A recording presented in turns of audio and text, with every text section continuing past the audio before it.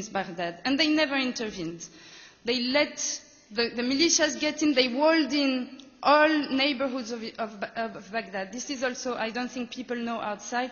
They built walls of 12-meter-high blast walls around every single neighborhood of Baghdad with only one entry point. So the people have to go and enter through one point where there is a checkpoint that is headed by one of the militias. The militias themselves are conflicting. So not only you have sectarian and ethnic fascist militias who attack the people. That's their job, that's their mandate, is to attack the Iraqi people and repress the Iraqi people who is in resistance. But even among themselves, their agenda is conflicting so that you ensure permanent conflict. And then you can try to justify your presence because of this permanent conflict, as if the occupation could protect the Iraqi people when it has organized this so-called civil war. It's not a civil war, it's an organized ethnic cleansing of the Iraqi people. So, all this is very sad. However, there is a lot of hope. There is a very strong resistance in Iraq that takes different shapes: civil, political, military.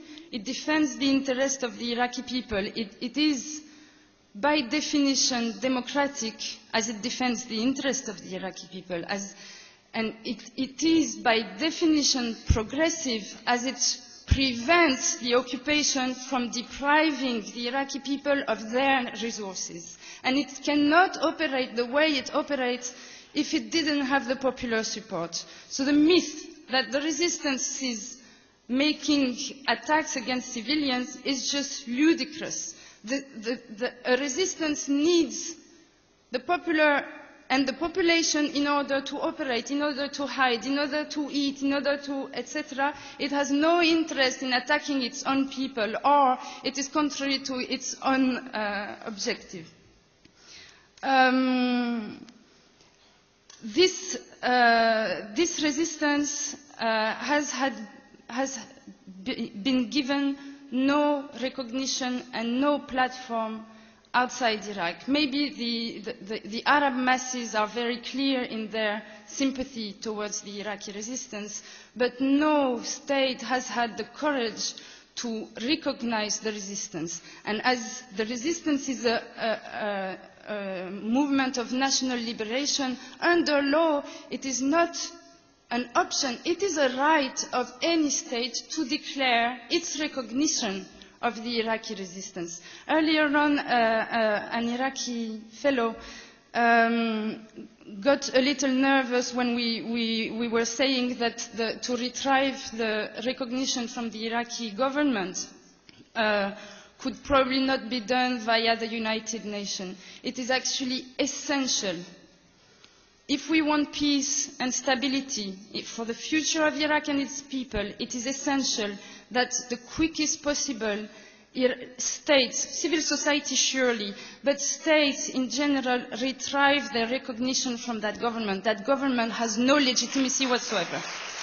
That government cannot be legal. It derives from an illegal invasion. Nothing that was illegal can be made legal. And states have the obligation, and they are specifically prohibited under international law, of recognizing the results of an illegal act. There is an illegal invasion. The political process that derives from that illegal invasion is illegal. The government is illegal. The constitution is illegal. Too bad for the oil companies. The contracts are also illegal. The agreements are illegal. Iraq and the future of Iraq can only be decided by the national popular resistance. It is the only force objectively, not only legally, objectively capable of restoring stability for Iraq and its people, and of defending the interest of Iraq. As long as we deny that fact,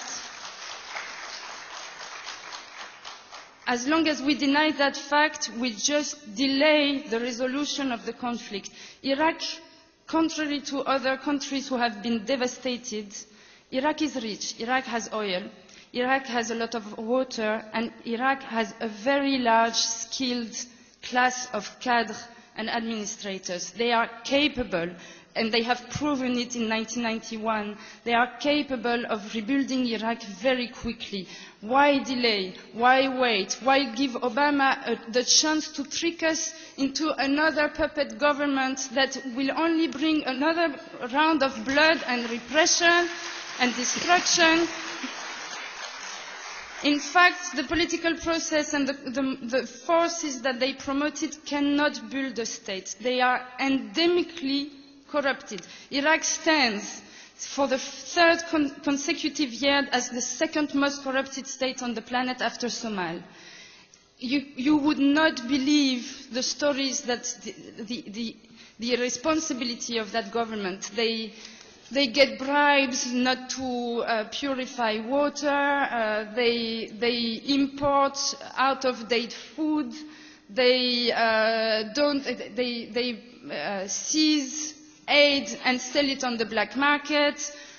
It's unbelievable. There is one Iraqi MP who helped disclose a network of underground prisons from the Iraqi government that estimates that up to 160,000 Iraqis are imprisoned in secret prisons. In these prisons, there is not only no redress, there is systematic torture, there is outrageously inhuman conditions of detention, and these families are looking, because they are in secret prisons, nobody has registered them. So you have millions of Iraqis who are going to the morgue thinking maybe my son has been assassinated by one or another militia or death squad, and going from one prison to another to try to find their son or their husband or their... This government doesn't even deserve to be called government. It is a mafia. It is a corrupted mafia. How long do I have? 1 minute? So I have to ask help if I have 1 minute. So the legal case, I will sum it up, the legal case, people say, what can we do? We filed, I know that it's the collective work of hundreds of people for the last 6 years, and many Iraqis actually, who have been sending us information from inside Iraq on the various systematic crimes that are happening under occupation. But the actual effort of drafting a legal case that can be submitted is the effort of 3 young, foolish people. So it's possible, and it was filed. I mean, it was a crazy idea, and we succeeded in filing. Now, I ask the Iraqis to help me in collecting proper evidence of every type of crime, whether it's destruction of protected places, places of worship, schools, hospitals, your own houses, museums, etc. Whether it's killing, direct killing of family members, whether it is torture, whether it is embezzlement, all kinds of crimes can be addressed, and the more evidence I have, the more I can put pressure on the judge not to dismiss the submission. When the case will be, inshallah, accepted, I will have to raise funding, because to fight against 8 very powerful people, I will need a very large legal team that will need financing, so I'll let you know when I'll come up with a funding campaign. Thank you very much.